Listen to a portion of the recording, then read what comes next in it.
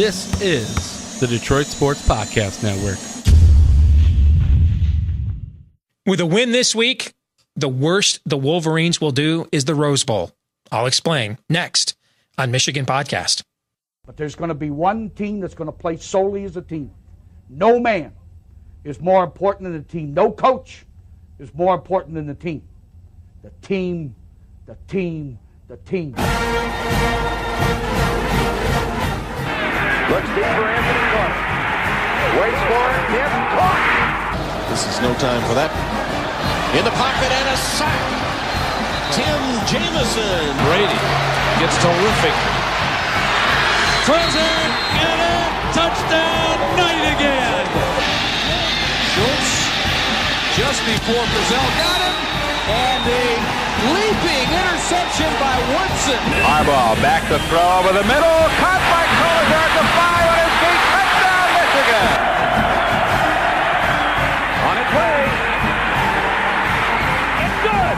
He's 5'7", 179 pounds, a junior at Michigan. But Jamie Morris packs a wallop, and he delivers for Bo Schembechler. And here's your first play. Pressure coming. Sack. It is Glenn Steele, number 81, who fought his way through the traffic. Option. And Robinson calls his own number, and he's going to score. Oh, an easy touchdown for Robinson and Michigan.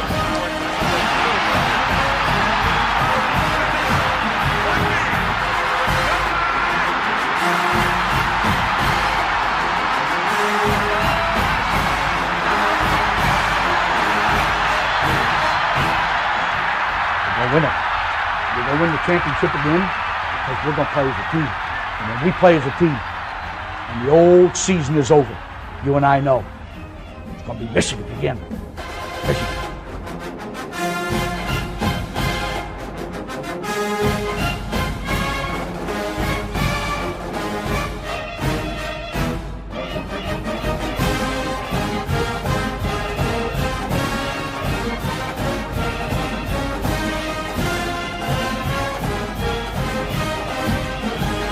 Go Blue, I'm Steve Deace. Welcome to this week's episode of Michigan Podcast. The Wolverines back at it after a much-needed and deserved bye, taking on the Penn State Nittany Lions, who are still kind of hanging around the Big Ten East race. You know, they're only one game out, but the problem is they lost that game to Ohio State, so they kind of need several, kooky tiebreaker things to happen. But at the very least, a New Year's Six bowl game is within striking distance for Penn State, and the same could be said for Michigan. If the Wolverines win on Saturday, and given the next two games are against two of the weaker teams in the Big Ten, Rutgers clearly the weakest, and Indiana at home, you're looking at a 10-1 start. And I think no matter what happens against Ohio State, if Michigan wins on Saturday against Penn State, the absolute worst Michigan's going to do is the Rose Bowl, or some other commiserate New Year's Six bowl game if they were to miss out on the playoff because, say, Ohio State went from the Big Ten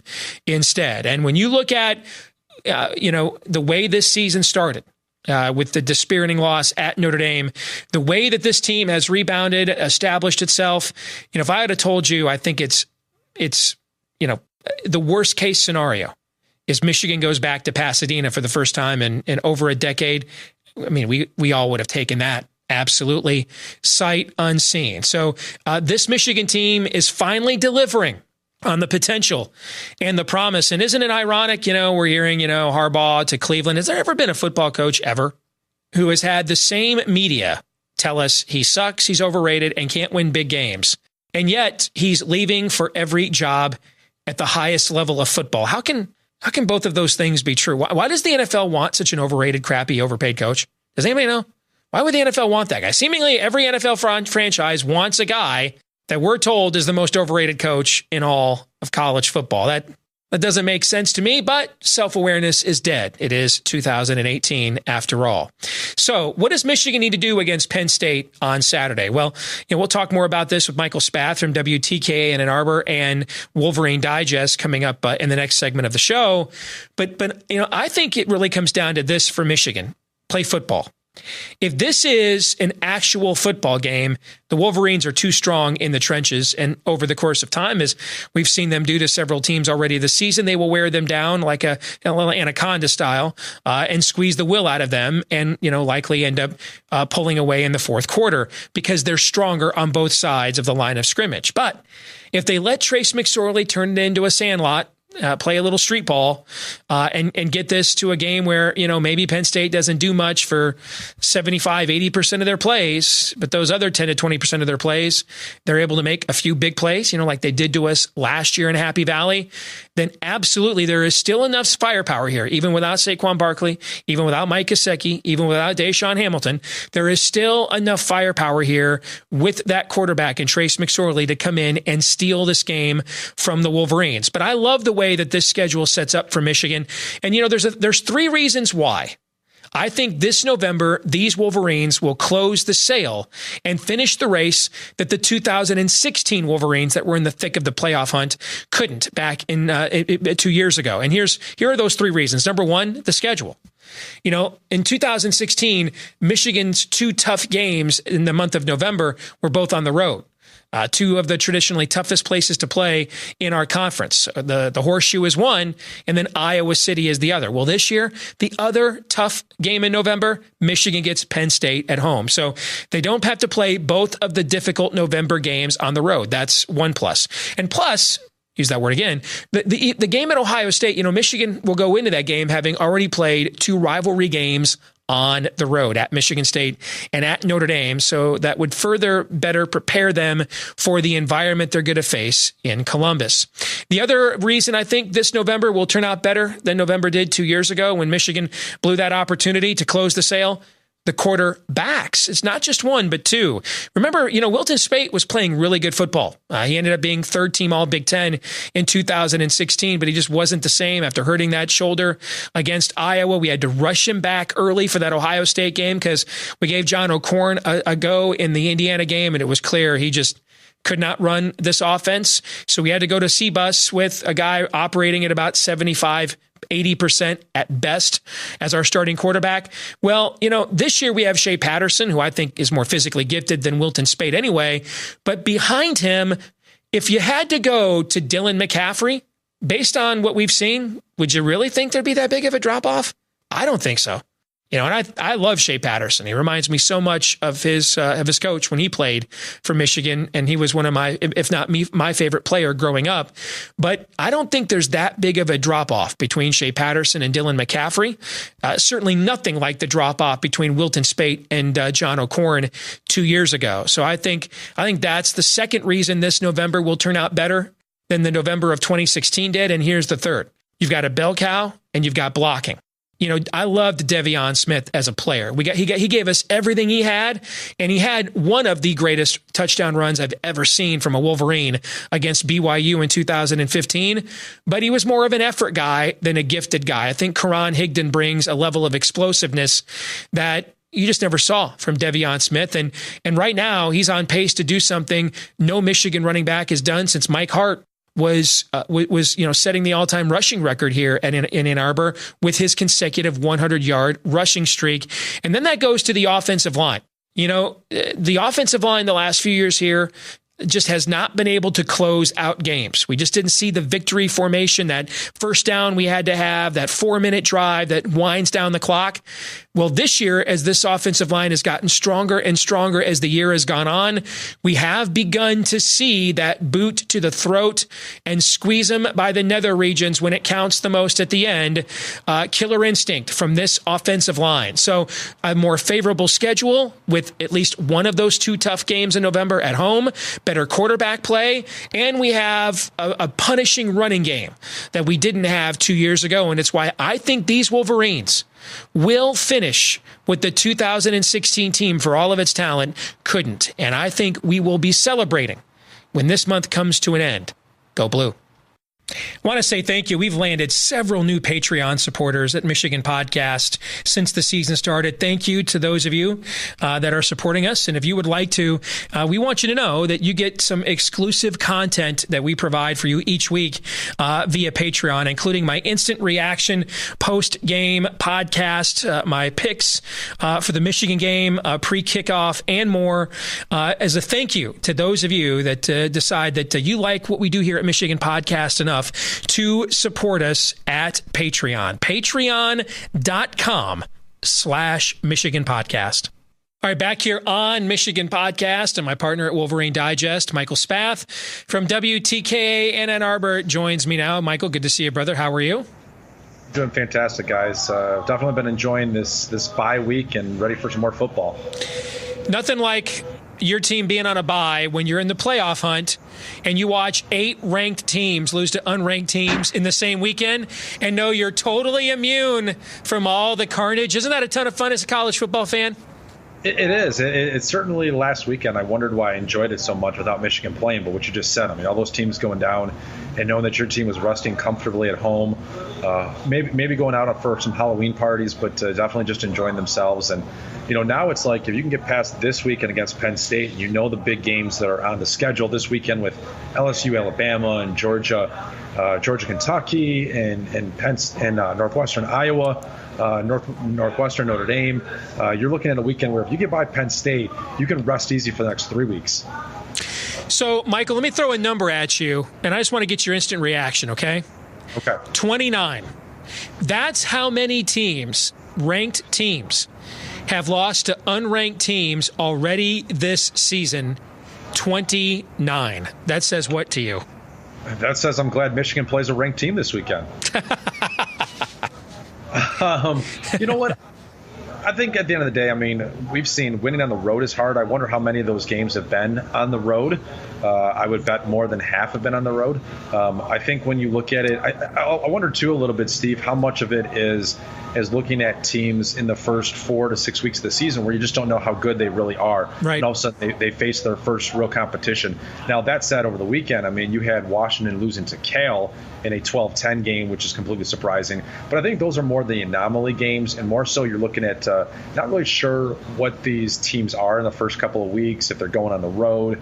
And certainly parity today is what it is, and you can beat anybody on any given day to some extent. But no, I look at it more like, I'd like to know a little more about those numbers. How many were on the road? How many were in the first 6 weeks of the season when you're still trying to figure out what you have coming back here? So I know you probably did a little recon on the other teams in the Big Ten that did play over the weekend. Not the least of which is our next opponent this weekend, Penn State, which beat Iowa in a game where there were 54 combined points. Iowa should have gotten over 30 points too. They were on the 2-yard line on a 1st and goal and just had a brain fart in a game that was a series of brain farts for them. But the Hawkeyes scored 24 points without scoring any points on offense. Penn State put up 30 points on a really good Iowa defense with less than 400 yards of offense. What was your read of Penn State coming out of that game and what you take away from that heading into this week's clash with the Nittany Lions? Similar to what I've always known about Penn State, and that they just seem to be one of those teams that finds a way to win some games. And in the last couple of years, they've had Saquon Barkley and dominating for them, and they've had some really good talent. This year, they don't have that type of talent. I mean, Miles Sanders, I like as a running back. I like KJ Hamler. I really like Trace McSorley. I mean, when you've got a quarterback, and how many times can we go through the history of Michigan football specifically, Steve? But if we go through and look at great football teams over the last 20 years, how many times do they have a special quarterback under center? And right now, Trace McSorley gives Penn State a chance in every game that he plays in. And he's banged up a little bit. He got hurt his knee on Saturday against Iowa. He's not throwing the ball as efficiently as he did the last couple of years. Doesn't have quite the weapons, as we said, down the field. But when I look at it, Trace McSorley, I go back to, honestly, 1995-96 when Northwestern all of a sudden decided to be a team. And Steve Schnurr was this quarterback that was the best quarterback they'd had in 40 years. All of a sudden, Iowa came on the scene, and they had a guy named Brad Banks. Yep. And Illinois was good for a couple of years when they had a guy named Juice Isaiah Williams. I mean, every time that you look at some of these teams and their success rate, you go back to, okay, look at the quarterback. If they've had a special talent at quarterback, then they're pretty good. And that's what Penn State's had the last couple of years with Trace McSorley. And so nothing really changed from what I saw on Saturdays. I think Trace McSorley was a better quarterback than Nate Stanley, and that's what gave them the edge. And I think this weekend, maybe for the first time in this Penn State series in the last couple of years, Michigan, at least it appears to me, has the better quarterback. Not by much, because I think Trace McSorley is really good. But the last couple of weeks, beating Michigan State, Michigan had the better quarterback. Beating Wisconsin, Michigan had the better quarterback. It's a lot more complicated than that. But if you have the better quarterback, you really almost always have a chance to put your team in a position to win at the end. And that's what Penn State's done for the last 2.5 years. A couple of blasts from the past there you had in that answer. You mentioned Steve Schnurry was the quarterback in those Northwestern teams that went to the Rose Bowl with Darnell Autry and Dwayne Bates and Gary Barnett. And Pat Fitzgerald was a 2-time National Defensive Player of the Year on those teams. I would argue the 4 best zone read quarterbacks I ever saw. I put Tim Tebow up there, obviously. I would put Pat White up there. Zach Kustok? Is that where you're going with this? What's that? Zach Kustok? Is that where you're going with no, this? No, I think Juice Williams is in that conversation. Oh, okay. I mean, yeah. That was a 2-man team. It was him and Rashard Mendenhall, and they zone read the Big Ten all the way to the Rose Bowl that year. So that was a nice pull. Let's come back to Penn State in a second. Talk about a team that we didn't get a chance to scout over the weekend because they had a bye week as well, but they are now looming on the schedule as we approach November, and that's Ohio State. And I know there's a conventional wisdom out there that says, well, that game against Purdue was their perennial brain fart, like, when they had the 5 interceptions against Iowa and when they didn't give the ball to Ezekiel Elliott in 2015. I'm not so sure about that, and here's why. To me, I thought what we saw was things we've been seeing since week 1 come home to roost. I go back to the very first week of the year. Oregon State had over 400 yards of offense on them, a 78-yard touchdown. TCU had a 93-yard touchdown on them. Defensively, their numbers are way down compared to what we are used to seeing. They're giving up big plays in bunches. They played where I really got concerned about their defense is when they played Tulane, a triple option offense about a month ago, and a starting linebacker didn't record a single tackle in the game. And the reason why that got me concerned is because when you're playing a triple option team, they do make you play in a box, which is what most Big Ten teams want to do, but you have to play in a box in space because it's assignment football. And when you're starting linebackers in space are not able to make tackles against an offense that's coming often right at them, that has me really concerned. And I also don't think Dwayne Haskins, who to me has number 1 overall pick in the NFL draft kind of talent, but I don't think he's a fit for their offense. To me, it kind of reminds me of Christian Hackenberg at James Franklin. It's not a marriage. Yeah. Trace McSorley and Tate Martell are better fits. And I told you when they brought Urban Meyer back, Michael, I would be fascinated to see. He has built his career on power spread. All right? And if the quarterback is not a threat in that power spread, whether it's Alex Smith, Tim Tebow, or JT Barnett, then when you run that RPO action, the quarterback can't run, so you've got him outnumbered. They don't have enough blockers for the guys you have in the box, and I think that has trickled down to what we haven't seen from J.K. Dobbins and Mike Weber, who I thought maybe were the 2 best running backs returning in the Big Ten on the same team, other than Jonathan Taylor, and they've done almost nothing this year. I think they have some systemic problems. The systemic problems a team with that much talent could have, but I don't believe this was just the yearly aberration at all.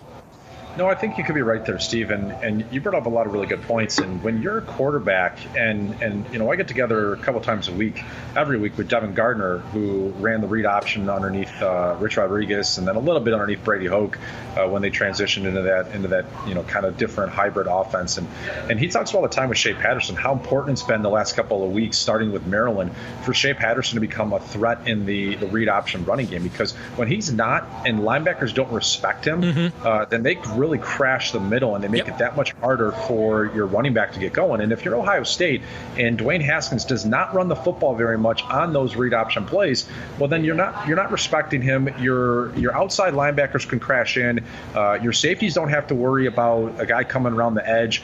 They can crash in, and now you're letting your defensive linemen, especially your edge guys who have to have containment, you're allowing those guys to crash in, and that's making it very difficult for J.K. Dobbins and Mikey Weber to find the same consistent running room that they have the last couple of years with JT Barrett. And no, I think you're right. I mean, I remember back to like the Rich Rodriguez days before Pat White, and he used to talk about, and we thought we were going to see this when he came to Michigan and he had Stephen 3, was he was going to throw the ball 40 times a game and run a spread with a dominant passing game. And Rich Rodriguez didn't become Rich Rodriguez until Pat White and Steve Slayton. And once he had those guys, that's when it really took off. And I think the same thing is true of Urban Meyer. You're dead on. I mean, JT Barrett and Tim Tebow put up big-time numbers in the passing game, but only because of how successful they were as runners and what that allowed them to do in terms of bringing those safeties in the box, in terms of getting those linebackers always to take their first step going forward. And so I think you're right about that on offense. And then you hit the nail right on the head. This is the worst core of linebackers I've ever seen at Ohio State since I've been paying attention, since the John Cooper era. I mean, you go back through the years and you talk about Katzenmoyer, and you go through the Laurinaitis, and you go through Jerome Baker the last couple. You go through the list of linebackers that Ohio State has, and it is All-American after All-American after All-American. And I'm telling you what, right now, when I look at these three linebackers for Ohio State, I don't think any of them start on Michigan. I don't think any of them start on the 3 or 4 best teams in the Big Ten right now. And that's really saying something. I mean, they don't make plays in space. They're not very good in terms of tacklers. They don't seem like they can cover very well. There's nobody here that's a risk to me if I'm a quarterback, and without Nick Bosa on the field anymore. And I know Chase Young is doing some good things for them, and they've got some interior guys that they like. But if I'm Shea Patterson, I'm dropping back to pass. There's not a single one of those linebackers that I'm accounting for before my pre-snap read, saying, I got to be aware that this guy might come after me. I just don't think they're as athletic or as talented as they have been for, essentially the last 15 to 18 years. And that's really creating problems because Ohio State, as good as they've had the defensive backfield the last couple of years, I mean, let's face it, they've been really good there too. Sure. But if they're not putting pressure, and if they're giving away some of that underneath stuff, and if they're not making, if second level, I mean, this is the big thing for me, and this is what excites me about this Michigan game against them, is Michigan is success when it comes to Karan Higdon's big runs for the most part of the season have all been times where Michigan's been able to get a pulling guard or a tight end on the second level and take out that backside and frontside linebacker, and that's led to the big runs against Northwestern, the big runs against Maryland, the big runs against Nebraska and SMU, and every team that we've seen so far this year, even Wisconsin. And I think this is a group of linebackers that are going to make it, I won't say easy, but I think Michigan's got a really good chance of getting up to the second level and neutralizing those guys and leading to those big gains against Ohio State.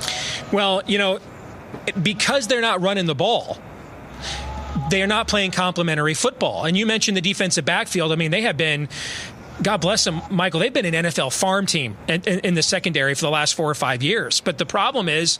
Isn't there one team out there that has 4 starting defensive backs that are all from Ohio State? It might be New Orleans right now. Yeah, the Saints with the trade of Eli Apple. Yeah, so that's one of the more incredible things I've heard. Yeah. Well, what's happened, though, even as well as they recruit, when you're Ohio State or LSU or Alabama, it's not the amount of guys you lose early to the draft. It's when they cluster at one position 2 years in a row.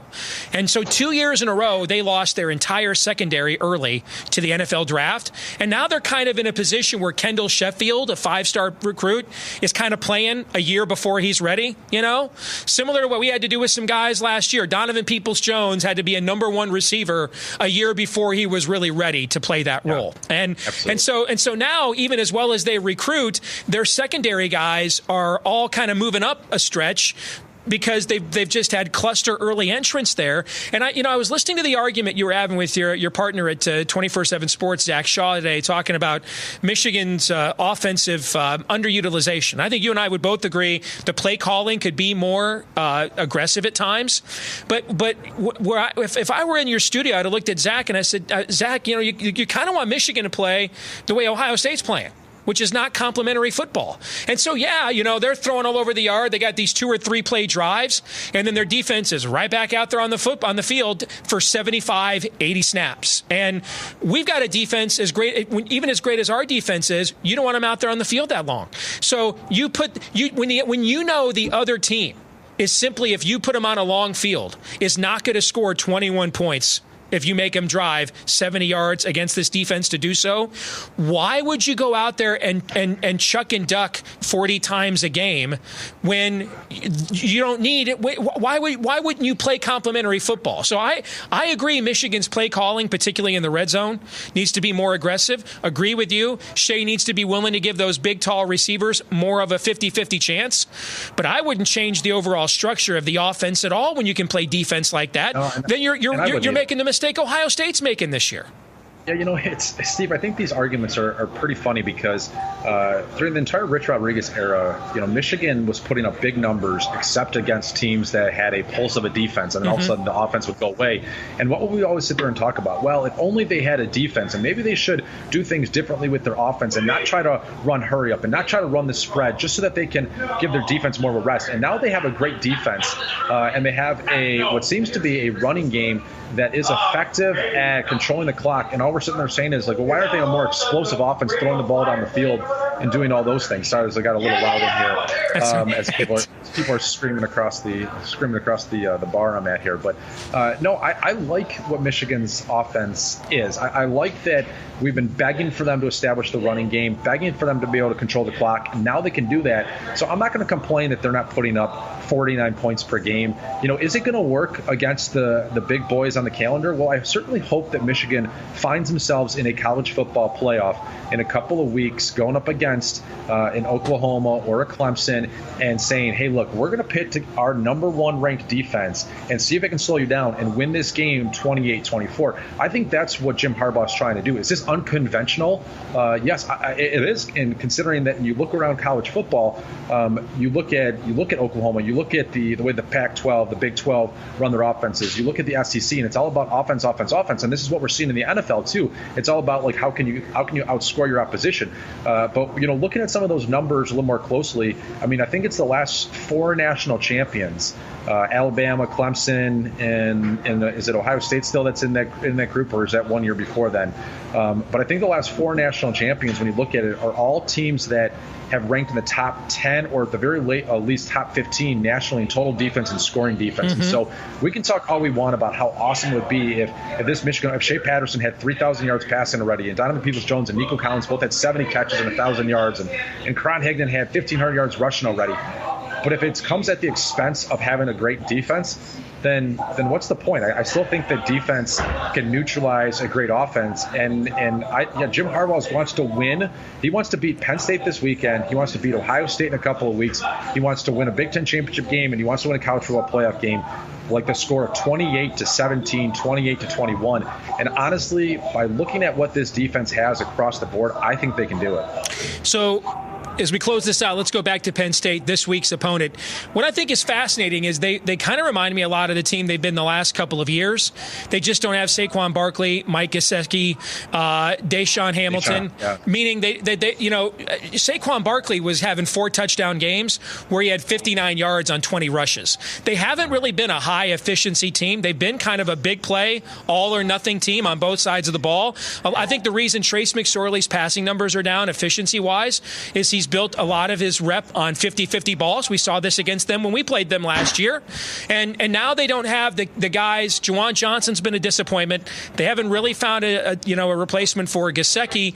They're kind of struggling to make those one-on-one plays they've made the last couple of years. So I think it kind of comes down to this. If Michigan makes it a conventional football game, I think they're so superior in the line of scrimmage, I don't think there's any way Penn State will win.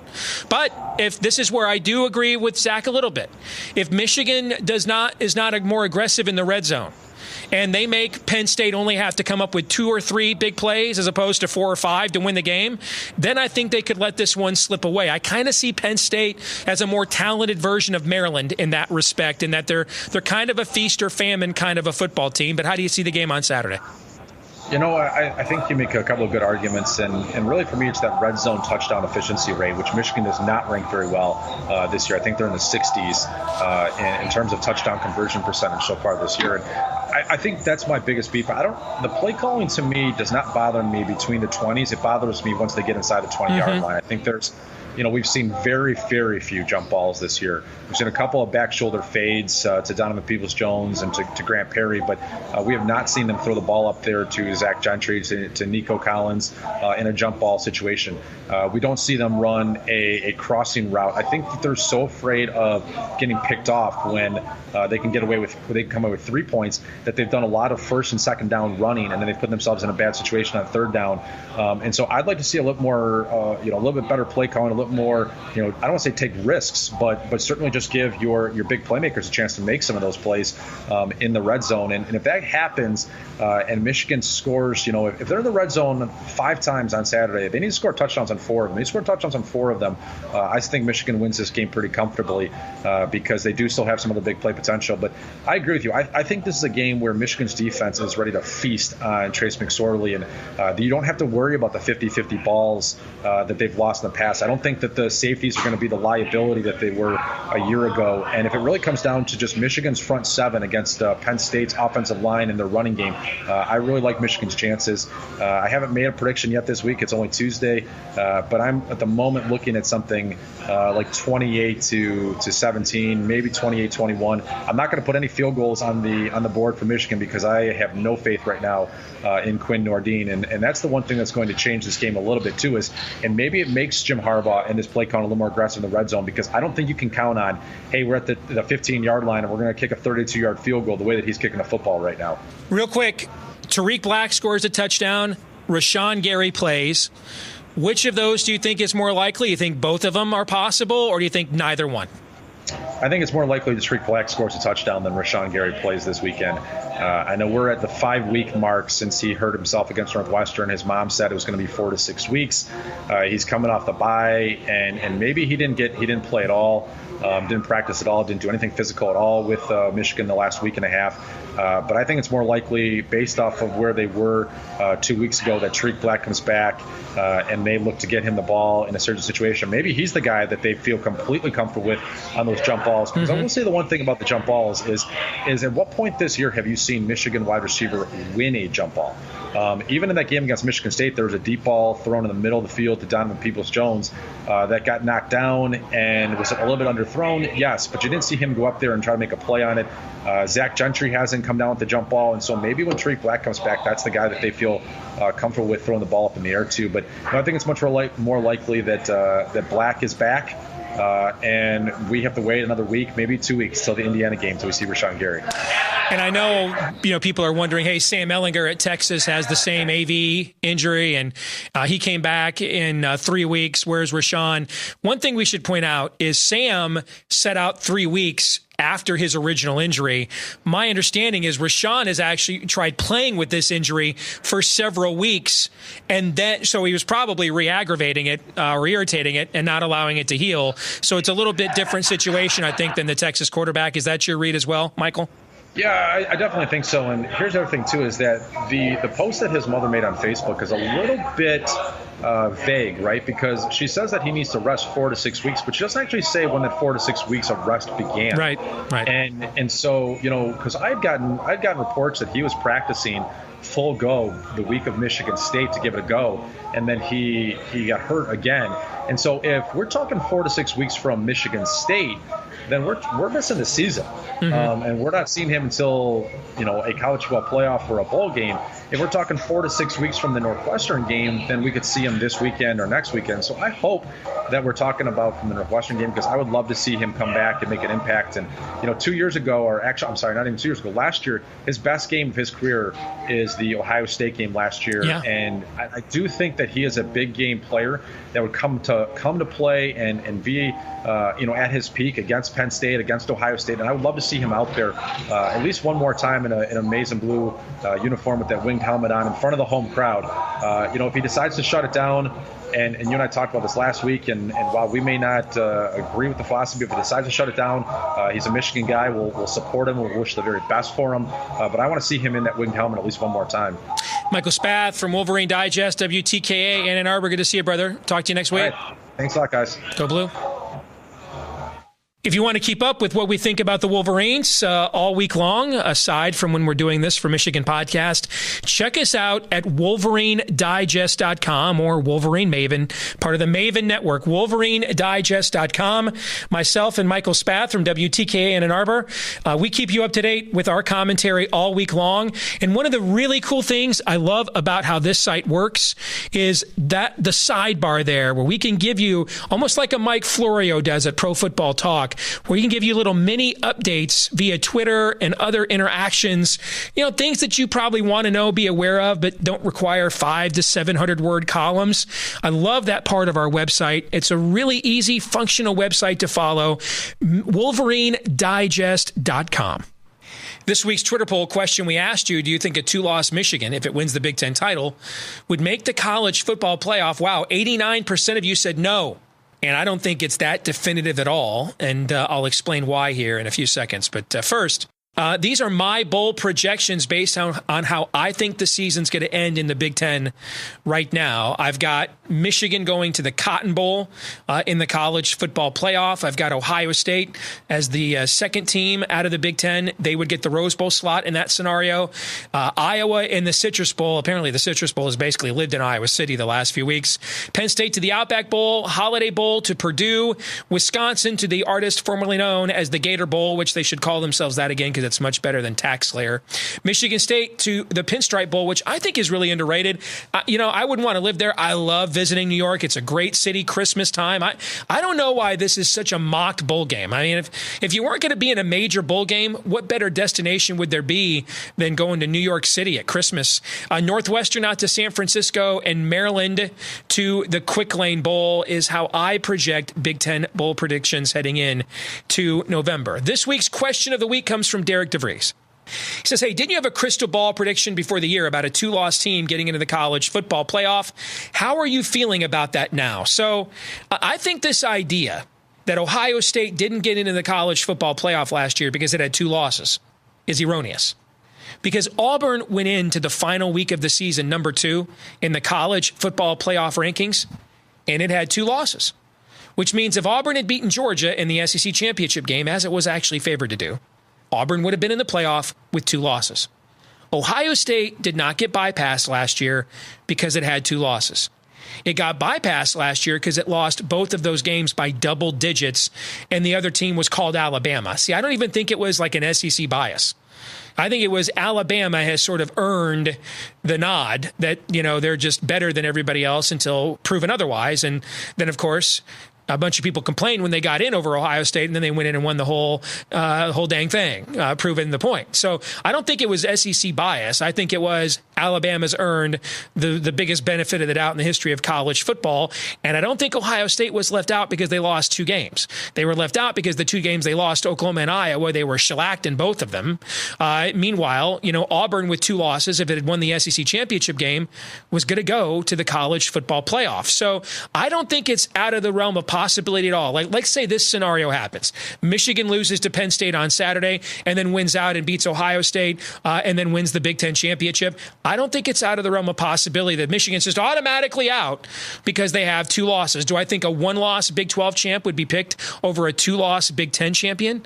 More than likely, I do. But keep in mind, we just talked at the top of the show this week, comparing this to the season in 2016. Michigan had 2 losses and didn't even win its division, and it was still in the conversation for the 4th slot in the college football playoff until the very end of 2016. So the 2-loss thing is not the instant barrier that a lot of people think it is. That's all urban legend. As the great prophet Flavor Flav once said, don't believe the hype. I want to thank all of you who tuned in this week to our episode of Michigan Podcast via YouTube, iTunes, Stitcher, Google Play, etc. If you could leave us positive reviews, we would appreciate it. Don't lie if you don't like us, but if you do, those really help. Make sure you subscribe as well. Give us a like. Those help too. Follow us on Twitter all week long at Michigan Podcast for our thoughts on Michigan and other Big Ten-related sporting events. You can also check us out online every day at WolverineDigest.com. Want to thank our friends at Detroit Sports Podcast for helping us spread the word as well. Until next week, go Blue.